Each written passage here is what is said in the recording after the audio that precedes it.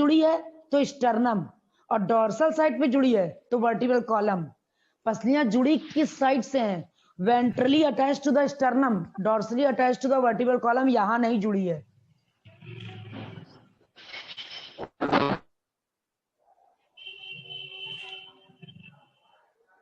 अरे यार तस्वीर भाई जाए बड़ा हो गया।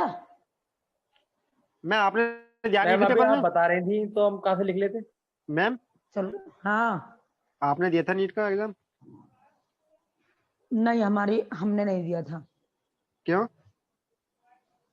दिया होता तो टीचर बनते। थोड़ा नंबर जैसे कम रह जाए। मैं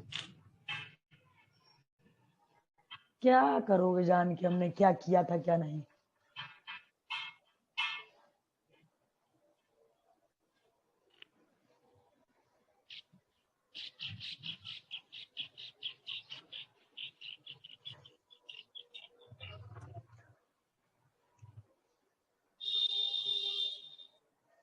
माइक बंद कर ले।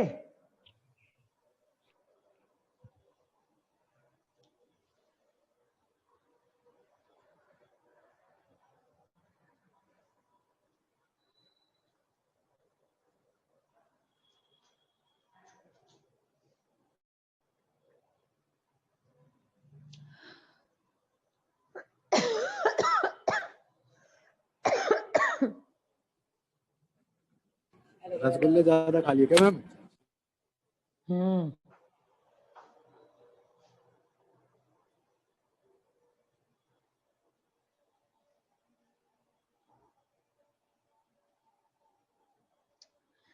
ये चैप्टर आज एंड हो जाएगा। इस चैप्टर के बाद कौन सा चैप्टर स्टार्ट करना है? मैम दोबारा हाँ?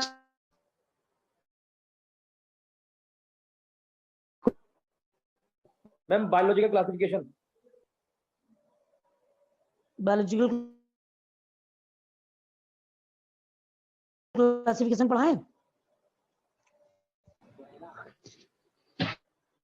नहीं मतलब मतलब एक बार कंसल्ट करना भी जरूरी ना कि तुम लोग का किस चैप्टर को पढ़ने का मन है तो वही चैप्टर स्टार्ट कर दें। मैम जो ज्यादा इम्पोर्टेंट हो वो पढ़ाओ हमको। अच्छा हो गया बच्चों? मैम एक तो टाइम कम रही है, ऊपर से सिलेबस इतना सारा, तो जो ज्यादा इम्पोर्टेंट हो उसको पहले लीजिए ना। सेल मैम बायोलॉजी जुल्फिकार में दिमाग आ गया। चुप हो जा।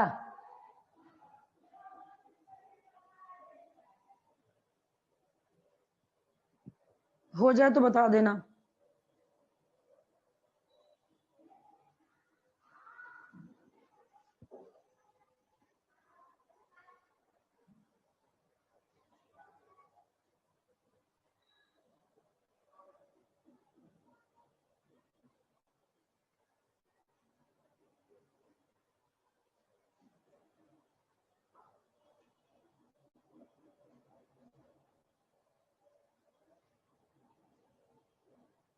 मैम ये पोलर के बाद क्या लिखा आपने?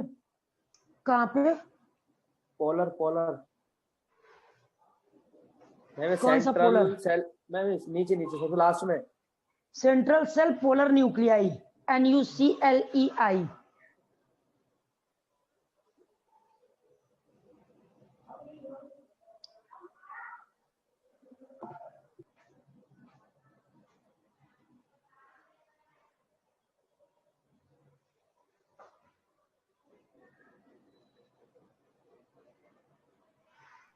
Done ma'am. हो गया। जुल्फिकार, फहीम, जगत, हो गया। मैम उसका Yes, नाम तो मैम। बताया था जिसके अंदर ये डिवीजन होते हैं मैम। किसका? मैम करिए ना आप, यहाँ इसके अंदर होते हैं। नहीं हो मैम गया ये मैम। जो 2 से 4, 4 से 8 जो बन रहे हैं। ये माइटोटिक समसूत्र विभाजन, यहाँ पे सब जगह सब माइटोटिक डिवीजन होगा। नहीं किसके अंदर बनते हैं ये? एम्ब्रियो सैक, ये एम्ब्रियो सैक के अंदर है।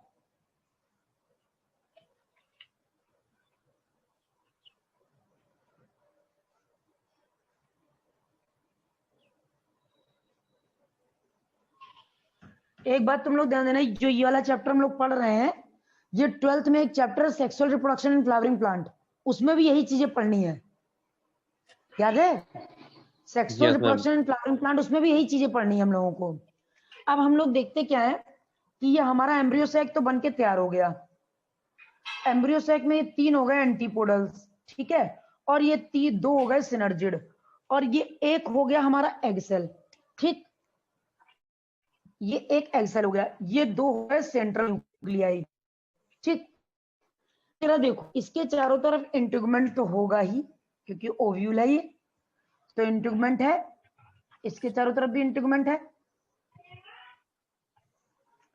ये ऐसे बन गया। अब हम पोलन ग्रेन जर्मिनेट करने वाला है, तो ये आया है स्टिग्मा के ऊपर, स्टिग्मा के ऊपर आ गया, ठीक। पोलन ट्यूब यहां आकर जर्मिनेट किया, इसको इसके अंदर जाना है, किसके अंदर? इसके अंदर जाना है, ठीक है। अगर पोलन ट्यूब यहां से जाए, pollen tube enter, pollen tube enter through, यानी किसके द्वारा? एंटर थ्रू चैलिजा, अगर पोलन ट्यूब चैलिजा के थ्रू जाए तो known as, process is known as chalazogamy. बात समझ गए? चैलिजोगैमी।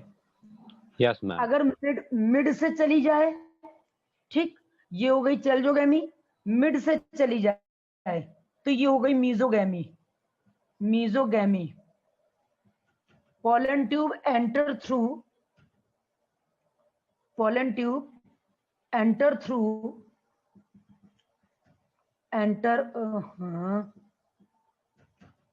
एंटर थ्रू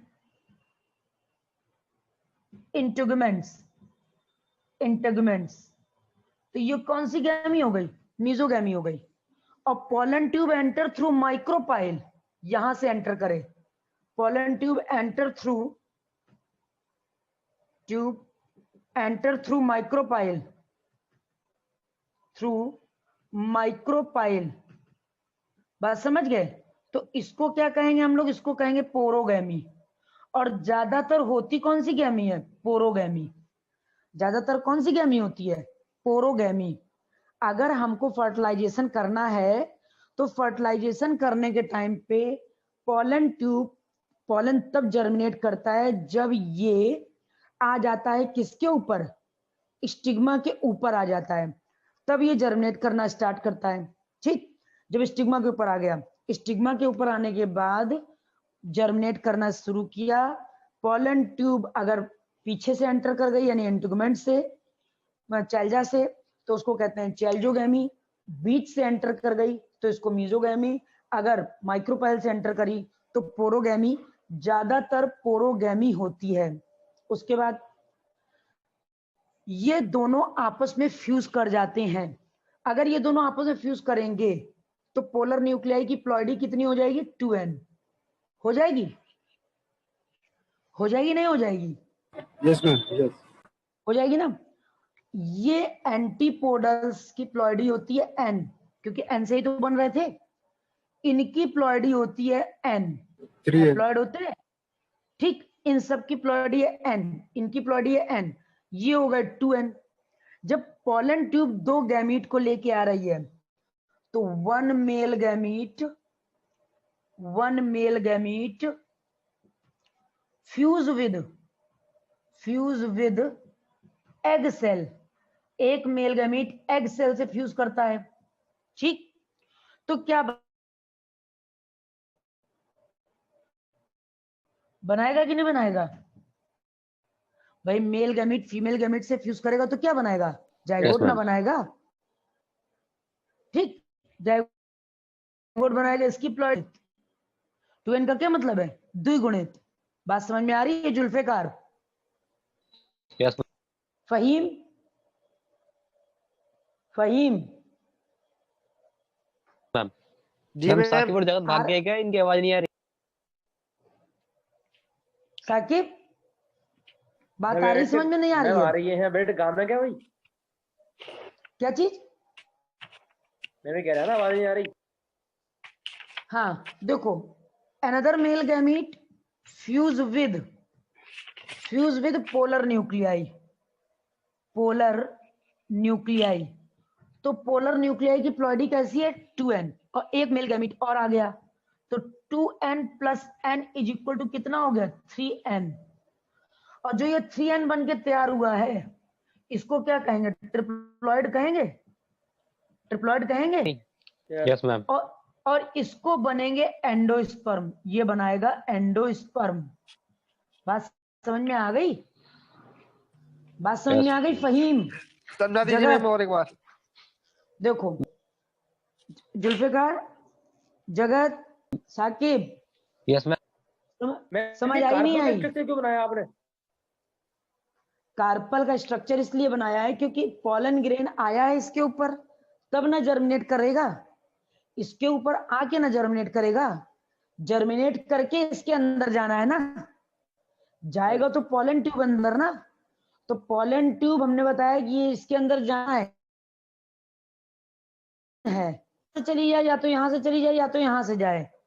ज्यादा सुटेबल तरीका है यहां से, कुछ लोगों के पास यहां से भी जाती है। अगर रास्ते हमारे पास 2 हैं, चौराहे पे 4 रास्ते हैं, तुमको पहुंचना एक गोल पे, अपने एक टारगेट पे। तुम कोचिंग किसी भी दरवाजे से पहुंच सकते हो, किसी भी रास्ते से, लेकिन अप्लाई कौन सा रास्ता करोगे? जो सीधा होगा ना, कि जरूरी टेढ़ा तो सीधा रास्ता ये है। बाकी हम जा तो कहीं से भी सकते हैं। मैम पॉलन ट्यूब कार्बन के साथ होकर जाएगा अंदर को?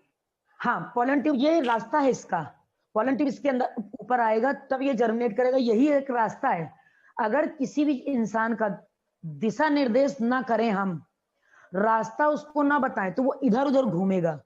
घूमेगा कि नहीं घूमेगा? जैसे हम तुमको बता दें कि बनारस आना है, तो पहले दिल्ली जाओ, फिर कानपुर जाओ, फिर बनारस आओ।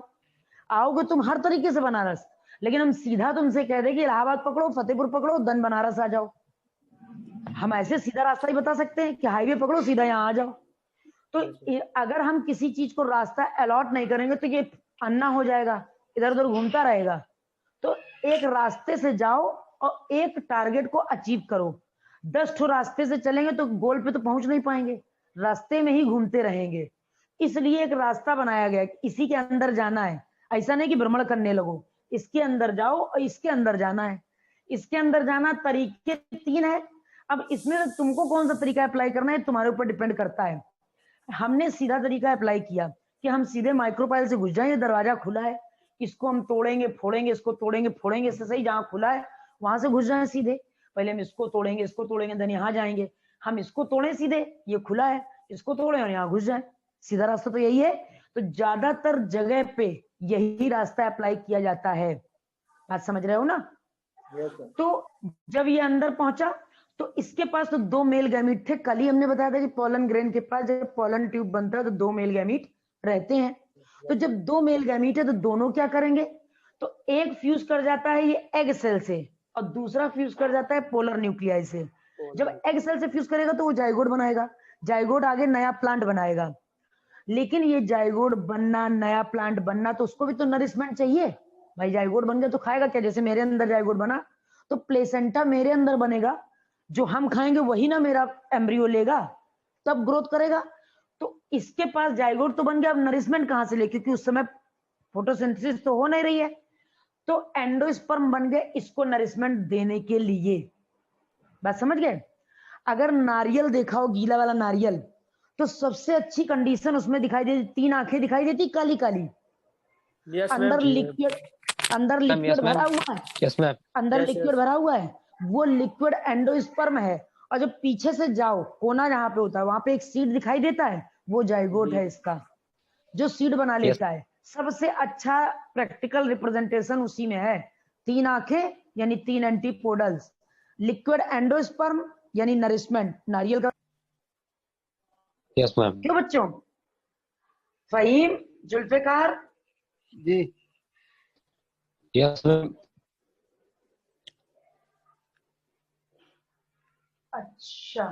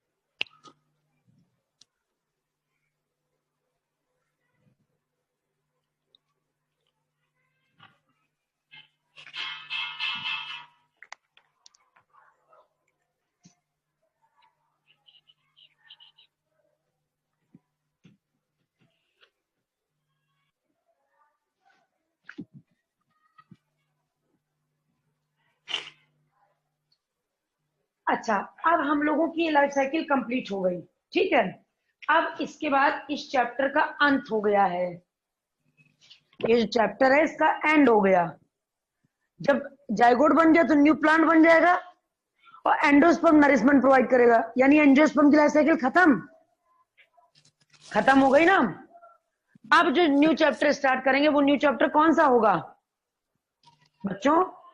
बायोलॉजिकल क्लासिफिकेशन पढ़ा दीजिए। बायोलॉजिकल क्लासिफिकेशन स्टार्ट कर दें? फहीम, जी मैम कर दीजिए हम। Hello ma'am. हाँ बोलो।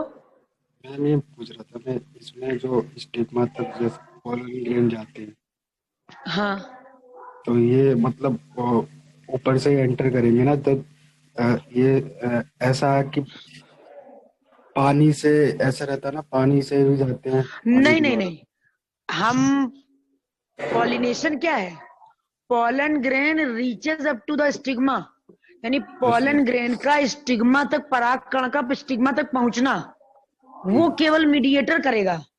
बाकी पॉलन ग्रेन पहुंच गया, उसका क्या काम है वो खुद कर लेगा। हम हवा के द्वारा ओवरी के अंदर नहीं घुसा सकते हैं, हवा के द्वारा ओवरी के अंदर नहीं घुसेगा। पॉलन ग्रेन पराग कण एक पेड़ से दूसरे पेड़ के स्टिग्मा तक आया, इस प्रोसेस के लिए हमको मीडियम चाहिए, बात समझ रहे हो? लेकिन मैम, स्टिग्मा तक पहुंच गया। हाँ मैम, स्टिग्मा तक आने के लिए हवा या पानी का यूज हो सकता? हाँ, हवा, पानी, कीड़ा मकोड़ा इन सब का यूज हो सकता है, लेकिन स्टिग्मा के आने के बाद उसका काम खत्म हो जाता है। बात समझ गए? हवा पानी का काम खत्म, हमारा काम है उसको टारगेट तक पहुंचाना, उसके बाद हमारा काम खत्म। अब टारगेट के पहुंचने के बाद उसको क्या करना है, ये उसका खुद रोल प्ले कर रहा है। बात तो समझ मैम रहे हो? उस समय पोलन हाँ। ग्लैंड मतलब कितने एंटर हो सकते हैं? तो जितने एंटर हो जाएंगे क्या इतने फ्यूज होंगे अंदर? नहीं नहीं, एक बहुत एक ही। जाइगोट तो एक ही है ना, एग तो एक ही है ना, सब कैसे चले जाएंगे? एक ही एग तो जाएगा ना।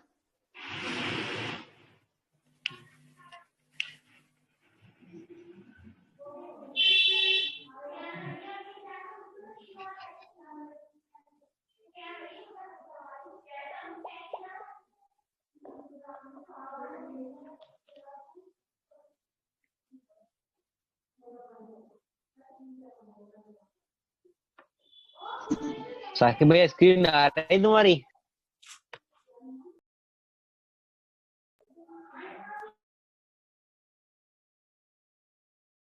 ठीक,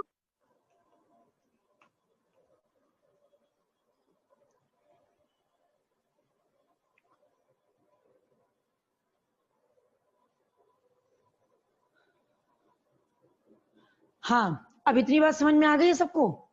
देखो हमारे पास स्पर्म कितने एंटर किए थे,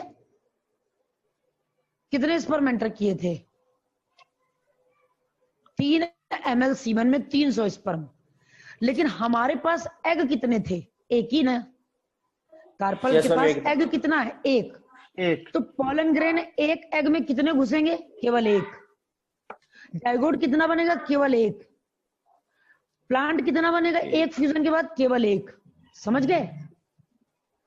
हम पॉलन ग्रेन बनाए चाहे न्यूमरस कितने भी बना लें, सबका अलग अलग काम है ना। हवा चली है तो केवल एक पेड़ तक तो जाएगी नहीं, कई पेड़ तक जाएगी। कीड़ा आया है तो कई पेड़ तक जाएगा। एक पॉलन ग्रेन यहाँ गिरा या यहाँ 10 ठो गिर गए, काम में एक ही करेगा। आप बाकी जहां गिरे अगर फ्यूज करते हैं तो करते हैं, नष्ट हो जाते हैं तो ये उनकी प्रॉब्लम है। समझ गए बच्चों? बात समझ में आ गई? अब हम लोग आते हैं बायोलॉजिकल क्लासिफिकेशन में। इतनी बात समझ में आ गई ना? प्लांट किंगडम इसी के साथ खत्म हो जाता है। एक बात और सुन जान लो कि जहां पर हैप्लॉइड स्टेज डोमिनेंट होती है, अभी तक हमने जितने पढ़े, एल्गी पढ़ा, ब्रायो पढ़ा और एल्गी ब्रायो पढ़ा, तो एल्गी और ब्रायो में गैमेटोफिटिक स्टेज डोमिनेंट थी। क्यों बच्चों? एल्गी और ब्रायो में गैमेटोफिटिक स्टेज डोमिनेंट थी कि नहीं थी? अरे एल्गी में गैमेटोफिटिक स्टेज डोमिनेंट थी नहीं थी? Ma'am, yes ma'am. ठीक, जहां पर गैमेटोफिटिक स्टेज डोमिनेंट हो, यानी हैप्लॉइड स्टेज डोमिनेंट है, तो इसको बोलते हैं हैप्लॉन्टिक, हैप्लॉन्टिक लाइफ साइकिल। समझ गए? जहां पर डिप्लॉयड स्टेज प्रभावी हो उसको बोलते हैं डिप्लॉन्टिक, और जहां दोनों 50-50% हो, हैप्लॉयड और डिप्लॉयड दोनों 50-50% हो, तो उसको बोलते हैं हैप्लोडिप्लॉन्टिक, हैप्लोडिप्लॉन्टिक। फहीम, बात जी समझ मैम। में आ गई? जी जगत, साकिब, जुल्फिकार, यस मैम, दोबारा बता दो। देखो जहां एन कंडीशन डोमिनेंट है, डोमिनेंट यानी प्रभावी है, ठीक है, तो वो लाइफ साइकिल कैसी हो गई? हैप्लॉन्टिक हो गई। जहां 2n कंडीशन डोमिनेंट है वो लाइफ साइकिल कैसी हो गई? डिप्लॉन्टिक हो गई। और जहां n और 2n 50-50% आती है वो हैप्लोडिप्लॉन्टिक लाइफ साइकिल हो गई। बात समझ में आ रही है? यस जी मैम। यस जहां मैम। ये दोनों 50-50% डोमिनेंट है वहां मैम 50-50 हैप्लोडिप्लॉन्टिक कैसे लाइफ मैम? साइकिल। कैसे होंगे जैसे 50-50? आधे आधे समय के लिए रही हैप्लॉइड स्टेज और आधे समय के बाद 2n कंडीशन आ गई और 2n कुछ समय तक फ्री घूमती रही, उसके बाद वो n में चेंज हुई, तो ये दोनों 50-50% में आ जाएगी। जैसे हम लोगों की लाइफ साइकिल कौन सा ऑन्टिक है? हम लोगों की डिप्लॉन्टिक है, क्योंकि हम लोग पूरी जिंदगी डिप्लॉयड रहते हैं, केवल ओवम बनाते हैं हैप्लॉयड। और कब तक जिंदा रखते हैं? जब तक उसको मतलब स्पर्म नहीं मिल जाता। स्पर्म मिलने के तुरंत बाद 24 घंटे बाद हम फिर डिप्लॉयड हो जाते हैं, और जाइगोट बनने से लेके बुढ़ापे तक हम डिप्लॉयड रहते हैं। तो हम लोग में कौन सी डोमिनेंट है? डिप्लॉयड डोमिनेंट है ना। जी हमें निकालो, हम 10 साल बूढ़े हो जाएं और 10 साल बूढ़े हो जाएं, मरणासन में लग जाएं, हम डिप्लॉयड हैं, सिर्फ ओवम बना रहे हैं हैप्लॉयड, हम सिर्फ ओवम बना रहे हैं हैप्लॉयड। बात समझ रहे हो नहीं समझ रहे? यस जी मैम। लिखो, समझ में आ रही है? फहीम, जगत और जी जी जुल्फिकार। Yes ma'am. अच्छा, इसको मैम, नोट इनका करना तो एग्जाम्पल नोट लिख करो। देना। इसका एग्जाम्पल किसका? हैप्लोडिप्लोइडेड देखो, लाइफ साइकिल। इसका तो हो गया एल्गी और ब्रायो, एल्गी, ब्रायो, फंजाई, ठीक है। डिप्लॉन्टिक का हो गया जिम्नोस्पर्म, सॉरी टेरिडोफाइटा, टेरिडोफाइटा, ठीक है। और इसका हो गया एंजियोस्पर्म, एंजियोस्पर्म, ठीक है।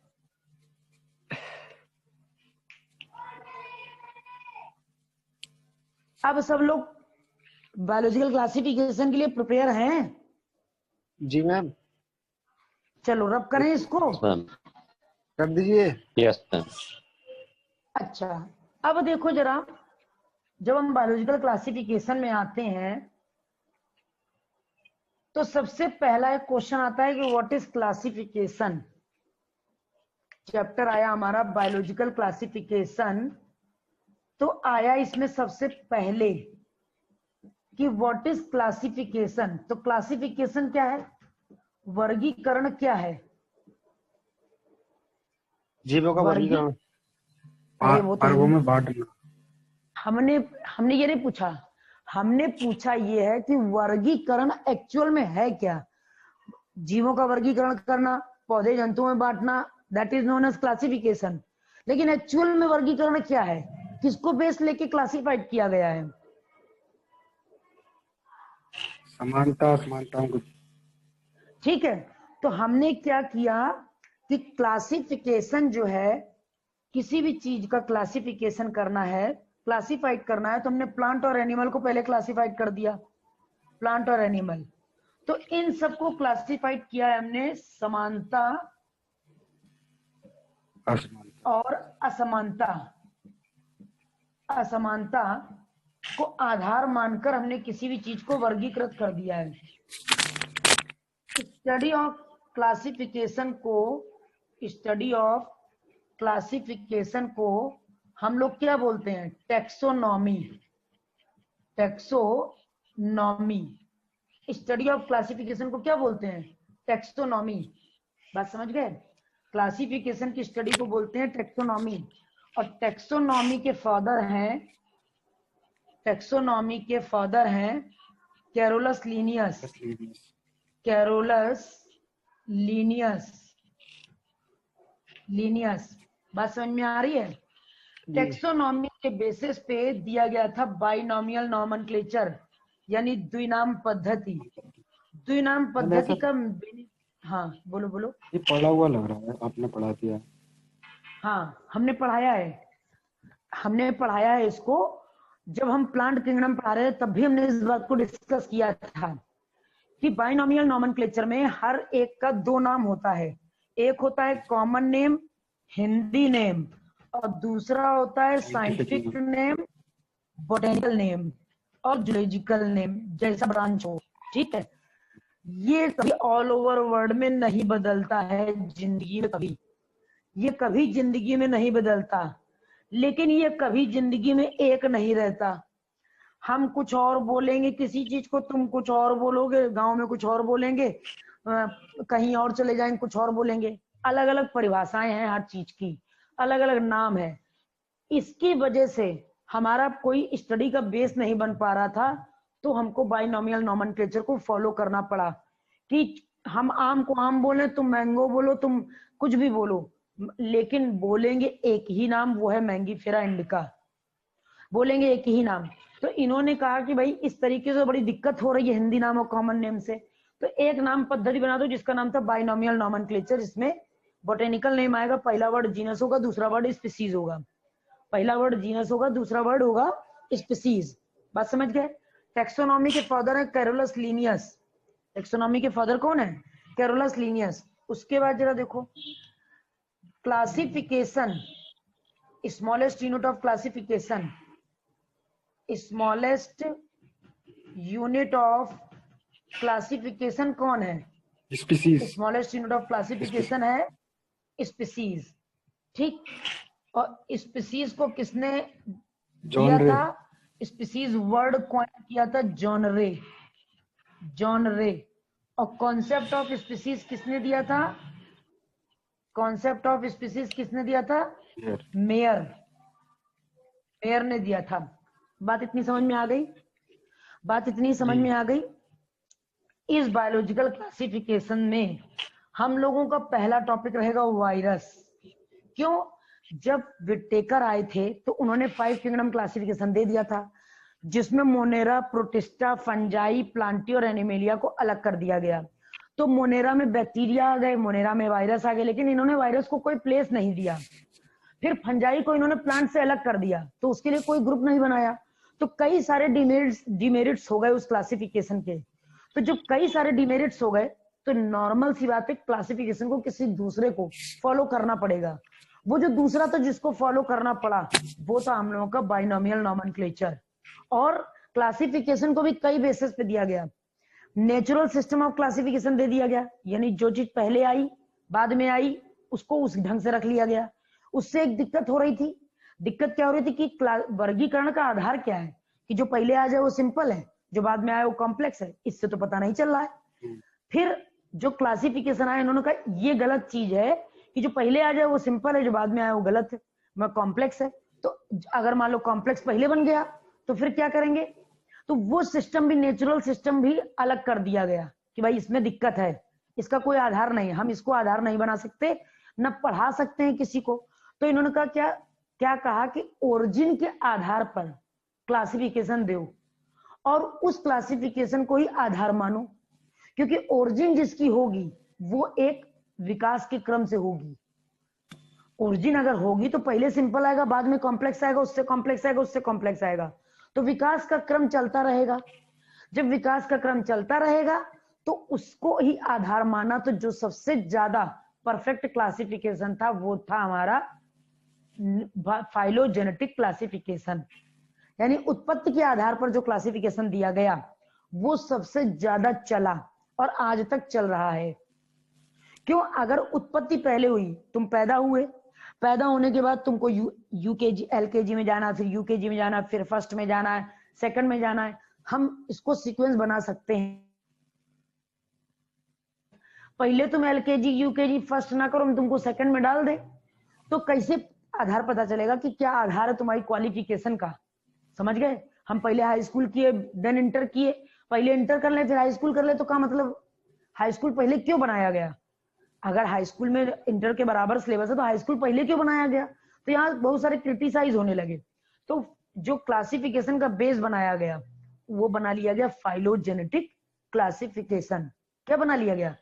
फाइलोजेनेटिक क्लासिफिकेशन, यानी उत्पत्ति के आधार पर क्लासिफिकेशन कितने प्रकार का होता है ये बना लिया गया। बात समझ में आ रही नहीं आ रही है?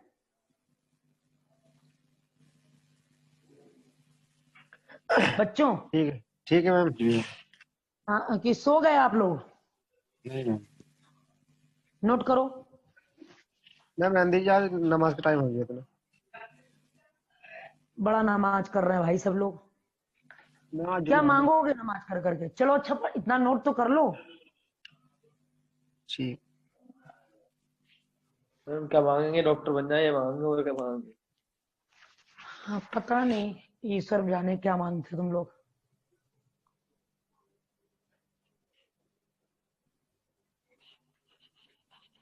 नोट हो गया सबका?